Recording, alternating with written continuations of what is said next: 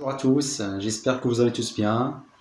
Donc, je suis Abdelkrim Hardan, enseignant formateur au Centre régional des métiers de l'éducation et de la formation Susmassa, l'annexe de Tata, enseignant de la langue, de la littérature, de la didactique du français, surtout primaire. Donc, aujourd'hui, j'ai décidé de me montrer sur cette vidéo. Je ne rate pas cette occasion sans vous souhaiter excellent Ramadan, bon Ramadan, bon confinement toujours. Et comme vous pouvez le voir sous la vidéo, dans le titre, aujourd'hui nous allons parler un petit peu de la méthodologie des séances de lecture en français, bien entendu, aux primaires. Donc je m'adresse notamment aux enseignants, aux nouveaux enseignants qui vont assumer et qui assument déjà des cours de français pour parler de la lecture aux primaires. Donc, je sollicite d'abord votre attention et soyez nombreux à poser des questions et à réagir. J'en serai ravi. Donc voilà, c'est parti. Alors, il s'agit bien entendu de la méthodologie des séances de lecture au primaire. Pour mieux élucider cette méthodologie, nous allons travailler sur un support textuel que l'on va exploiter comme prétexte. Vous le trouverez dans la boîte de description en bas de la vidéo. Il s'agit d'un extrait des Patates magiques de Geneviève Singer. C'est l'histoire d'un grand frère qui s'appelle Vic, qui fait le tour du monde et partage ses témoignages et ses aventures avec son petit frère Tim au moyen des lettres qu'il lui envoie d'une manière régulière. Tim, en lisant les lettres de son grand frère, a l'impression de voyager avec lui dans des pays fabuleux et merveilleux, comme il est le cas de l'île de Pâques, dont il s'agit dans notre texte. Toute activité de lecture est axée sur 3 grandes parties qui constituent les grands moments de l'activité et de la séance. On parle d'abord de l'émission des hypothèses de lecture, qui correspond à l'étape observation et découverte. La deuxième étape, c'est la vérification des hypothèses et construction du sens, qui correspond aussi à la compréhension. Et la troisième partie, qui est la réaction des apprenants au texte, qui correspond à l'étape de l'évaluation. Donc, je reviens sur ce point pour l'expliquer encore plus lorsqu'on arrivera aux étapes méthodologiques de l'activité de lecture. Pour mieux gérer aussi bien une activité de lecture que n'importe autre quelle activité ou séance, l'enseignant doit se munir d'une fiche pédagogique. Alors, on a déjà dit que la fiche pédagogique, c'est un document structurant qui remplit le rôle de guide pour l'enseignant, bien sûr, pour pouvoir conduire les activités d'apprentissage selon le plan prévu. L'en-tête dans notre fiche pédagogique sert à identifier quelques éléments et données qui sont nécessaires et qui sont en relation directe avec l'activité en question. Donc, on peut y trouver, par exemple, le numéro de la fiche. On identifie également l'unité dans laquelle s'inscrit notre séance et le thème qui correspond à l'unité en question. Comme vous savez, bien sûr, au primaire et pour chaque année, on a 6 unités pour chaque niveau et chaque unité correspond à un thème précis. Pour la 6e année de l'enseignement primaire marocain, par exemple, on a quelques thèmes comme le thème du monde de l'école, alimentation et santé, l'art et culture. Donc, le thème qui est plus proche de notre texte, c'est le voyage et souvenirs, vu qu'il relate les aventures vécues par un personnage en voyage. Le niveau scolaire adapté à cette thématique, c'est la 6e année de l'enseignement primaire, ou ce qu'on appelle la 4e année de cycle intermédiaire. Le support, bien entendu, c'est les Patates magiques de Geneviève. Donc, on peut, s'il s'agit d'un texte qu'on trouve dans le manuel ou bien dans le livret de l'apprenant, il faut préciser la page. Donc, la séance, ça dépend parce que chaque activité de lecture est subdivisé en cinq séances, en 4 séances, pardon, plutôt. Donc, il faut préciser le nombre de séances et la durée totale de toutes les séances et la durée de chaque séance. Ça veut dire, on a 4 séances, 2 de 30 minutes et 2 de 45. On identifie les objectifs visés de la séance. Par exemple, pour notre exemple, l'objectif c'est reconnaître les caractéristiques d'un texte descriptif, lire le texte de manière expressive et construire son sens général, reconnaître la structure d'un texte descriptif, découvrir un écrit épistolaire descriptif. Donc on peut citer tous les objectifs qui sont visés pour notre séance. Pour les prérequis, ils sont des connaissances et compétences que doit maîtriser suffisamment et préalablement un apprenant pour commencer à étudier une nouvelle notion ou acquérir de nouvelles compétences. Par exemple, pour reconnaître les caractéristiques d'un texte descriptif, l'apprenant doit préalablement connaître les adjectifs qualificatifs, le champ lexical, la notion de champ lexical, les subordonnées relatives, les comparaisons peut-être. Donc, ce sont des outils qui lui permettront de bien comprendre la notion du jour. Les modalités du travail pour notre activité. Donc, il y aura une alternance entre le travail collectif, individuel, en groupe, etc. Pour le matériel didactique dont on aura besoin pour mener cette activité, tout d'abord le livret de l'apprenant. Bien sûr, dans le livret, on peut trouver le texte, les illustrations, quelques rubriques avec des questions. Donc le tableau noir ou bien le tableau blanc, interactif, etc. Ça dépend de la classe. Les cahiers des élèves ou bien des apprenants, les images et les illustrations.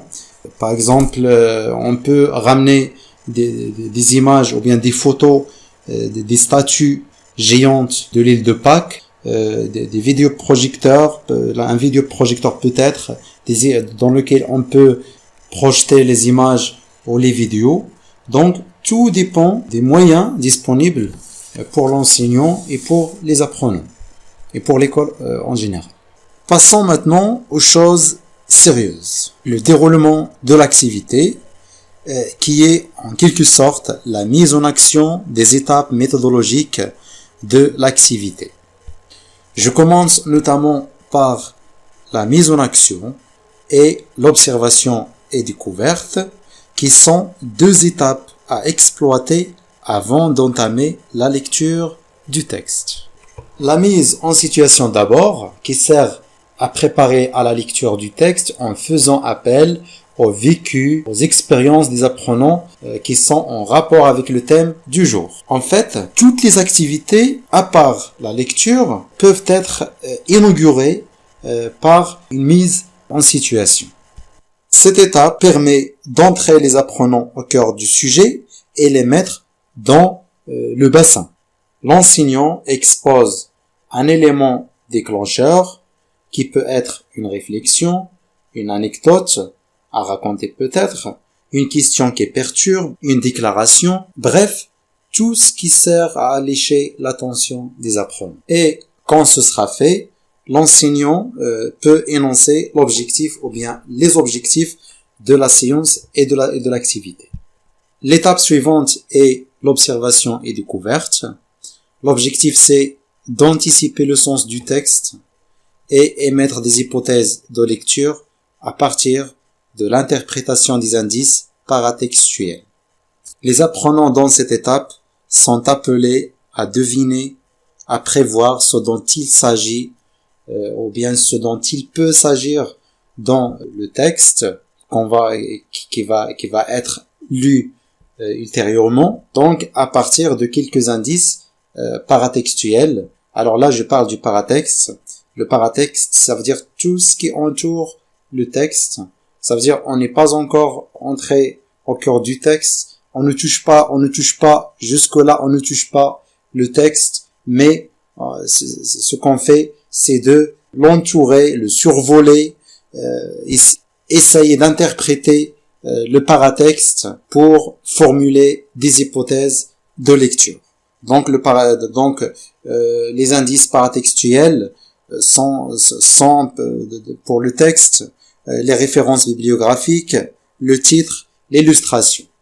Ça veut dire l'image qui accompagne le texte.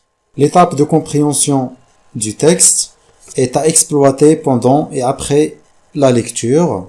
C'est le moment d'attaquer le texte et décortiquer, c'est-à-dire décortiquer bien sûr le texte pour désambiguïser son sens général.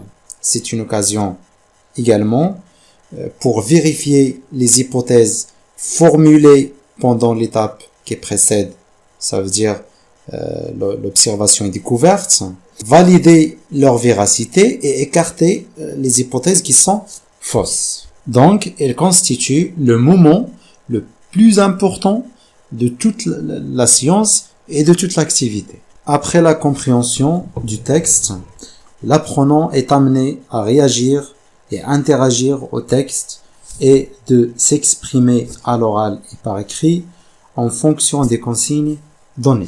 Donc, dans cette étape, on peut diversifier les consignes, on peut demander aux apprenants de reformuler des passages du texte, de donner leur avis sur le texte, évaluer les lectures individuelles, évaluer la compréhension du texte, de remédier aux difficultés qui peuvent surgir pour entraver l'atteinte des objectifs et la compréhension du texte. Donc, les difficultés peuvent être d'ordre lexical, d'ordre phonétique, d'ordre sémantique.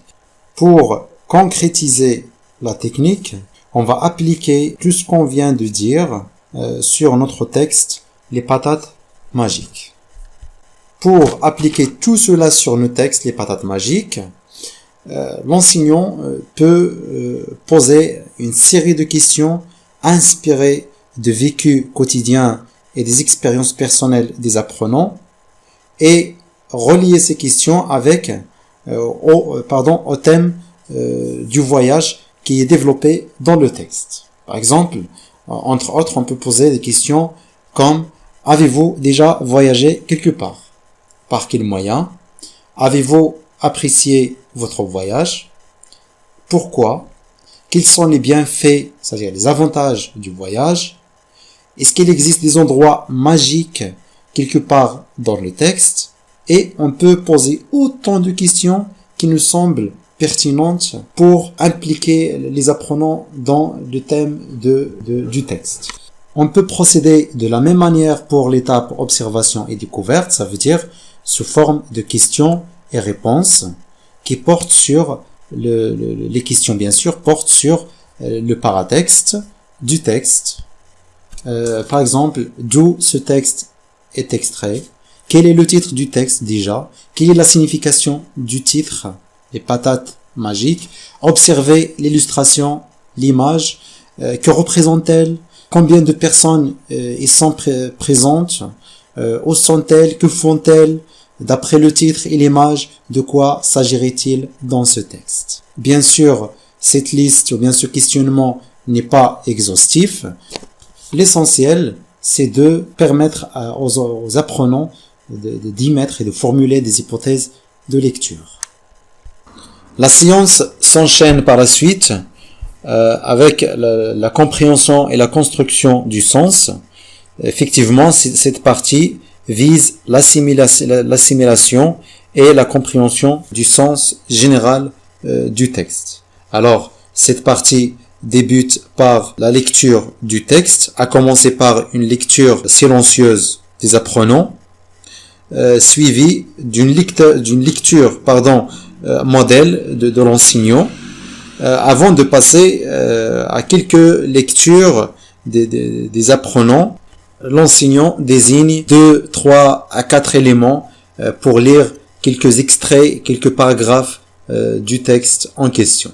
Après toutes ces lectures, l'enseignant pose quelques questions portant sur le contenu du texte. Mais le questionnement doit suivre une logique progressive. Cela veut dire qu'il faut soigner ces questions et les rendre accessibles le plus possible. En cas de blocage, par exemple, il faut reformuler les questions et éviter les questions abstraites. Ce n'est pas du tout judicieux de poser dès l'abord la question de quoi parle le texte. Il faut éviter ce genre de questions dès le début et aller du plus simple au plus complexe. L'exemple de questionnement que je vous propose pour notre texte, les patates magiques, est le suivant. Quels sont les personnages du texte qui parlent dans ce texte, à qui, de quoi, ça veut dire j'exploite la situation d'énonciation, qui, à qui, de quoi, quand, où, etc. Où peut se passer cette histoire? Comment est-il, ou bien comment est la forme des objets sur l'île? Quels sont les habitants de cette île? Comment sont-ils décrits? Ça veut dire les objets. Dresser la liste de la faune de l'île de Pâques. Cette faune est-elle insolite? Pourquoi? Alors, la faune, par définition, c'est un ensemble d'espèces animales qui vivent dans un espace géographique donné. Donc voilà, c'est un exemple de question qu'on peut poser pour cette partie, pour le texte, mais on peut poser autant de questions qui nous semblent utiles pour la compréhension et l'assimilation du sens du texte. La troisième étape qui vient après la compréhension et la construction du sens du texte, c'est l'application et transfert. Alors dans cette étape, l'enseignant pose des questions sur les leçons étudiées dans la classe précédente. C'est pour consolider les acquis des enseignants, des apprenants, tout d'abord en ce qui concerne la langue, ça veut dire toutes les leçons de la langue. À commencer par la grammaire, le lexique, la conjugaison, orthographe, par exemple. Donc, dans cette étape, on exploite toutes les leçons que nous avons étudiées et que nous avons faites pendant les leçons ou bien les cours de langue. Commencer par exemple par la grammaire. Par exemple, c'est juste à titre d'exemple, trouve dans le texte une phrase exclamative. Pour le lexique, trouve dans le texte un mot qui veut dire bizarre, par exemple insolite dans notre texte. Manger, peut-être dévorer, le synonyme. Pour la conjugaison, relève les verbes qui sont conjugués au présent, au passé composé, au futur simple, etc. Ça veut dire, cela dépend des leçons que nous avons, bien des notions que nous avons abordées pendant la conjugaison, le lexique, la grammaire, etc. Par exemple, pour l'orthographe aussi, trouve dans le texte 3 mots qui contiennent 2 L, mais qui ne se prononcent pas comme 1000. Donc, je peux donner l'exemple de mouiller, merveille, écaille, etc. Il n'y a pas que la langue qui est exploitée dans cette étape, mais on a aussi la production de l'écrit. La méthode consiste à poser des questions sur la compréhension générale du texte, mais à la base de ces questions, on produit un texte à visée descriptive, parce que l'objectif ici c'est de lire, reconnaître, produire un texte à visée descriptive, puis passer par la suite à oraliser le texte écrit au tableau. Pour les questions, on peut par exemple prendre ce questionnement comme exemple. Qui parle dans ce texte? De quoi parle-t-il? Qu'est-ce qu'il a visité? Avec qui? Comment est ce lieu? Comment sont ses habitants? Pourquoi la faune de l'île de Pâques est dite insolite? Au fur et à mesure que les élèves répondent, l'enseignant écrit au tableau leurs réponses qui sont bien sûr correctes pour en produire un texte ou bien un paragraphe cohérent et descriptif. Alors, on peut par exemple atteindre, ça veut dire le résultat final, comme celui-ci par exemple. Tim découvre l'île de Pâques. C'est un lieu merveilleux où se dressent de géantes statues en chocolat. Elle est caractérisée par sa faune insolite, iguane marin, tortue énorme, cigogne au plumage blanc et au bec ébène, cormoran de nougat craquant, varans en grand nombre avec leur queue en chocolat.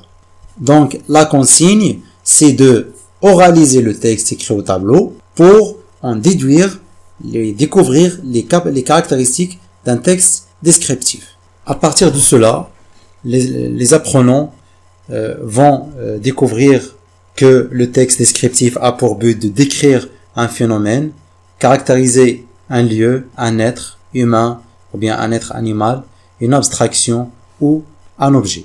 Plusieurs moyens sont employés dans un texte descriptif ou bien un discours descriptif, comme les adjectifs qualificatifs.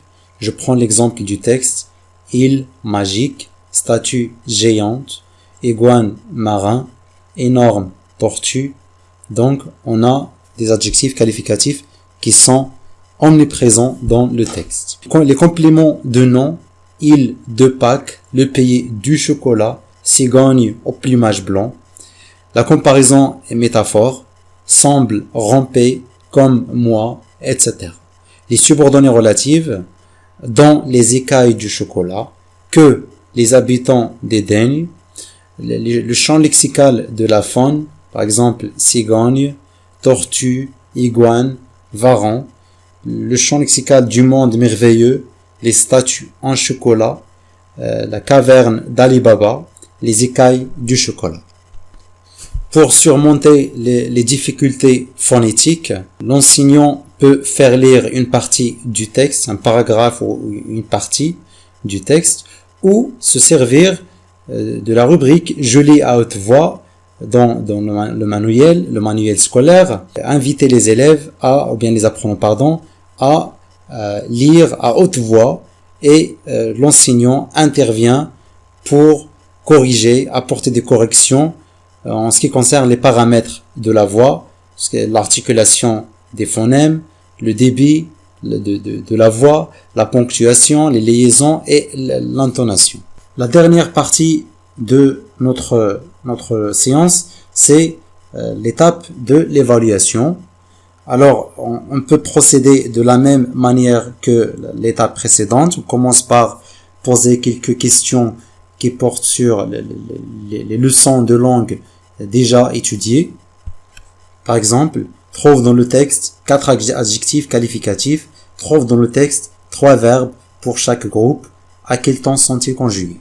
L'apprenant est invité dans cette étape à réagir au texte. L'activité peut être dirigée sous forme d'un débat ou d'une discussion. Donc, on peut poser des questions et donner des consignes comme: qu'as-tu apprécié dans le texte? Qu'est-ce que tu n'as pas apprécié? Pourquoi? Est-ce que vous avez aimé? Est-ce que vous n'avez pas aimé? Et pourquoi? Comment trouves-tu le voyage évoqué dans le texte? Préfères-tu voyager seul ou en groupe? Pourquoi? Souhaites-tu visiter un endroit comme celui évoqué dans le texte? S'assurer de la liaison lecture-écriture. Prépare oralement les élèves à l'écriture d'un texte à visée descriptive. Donc voilà, c'est tout ce que nous avons aujourd'hui pour l'activité de lecture. Merci pour votre attention et à très bientôt.